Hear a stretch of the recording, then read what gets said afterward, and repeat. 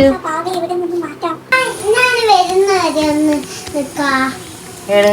School വിട്ട് വന്നപ്പം തുടങ്ങിയ എന്താ കഴിക്കാനുള്ളതെന്ന് ചോദിച്ചിട്ട് രാവിലത്തെ പുട്ടും പഴം ഇരിപ്പുണ്ടെങ്കിൽ അവർക്ക് അതൊന്നും വേണ്ട.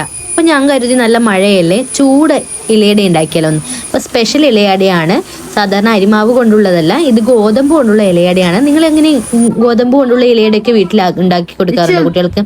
നല്ല ഹെൽത്തിയാണ്. നമ്മുടെ ചായ റെഡിയായി.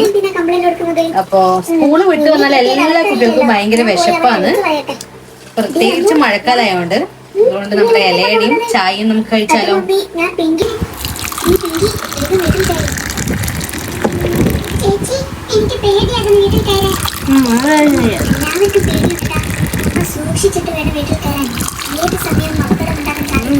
നമ്മുടെ ഗോതമ്പിന്റെ ഇലയട.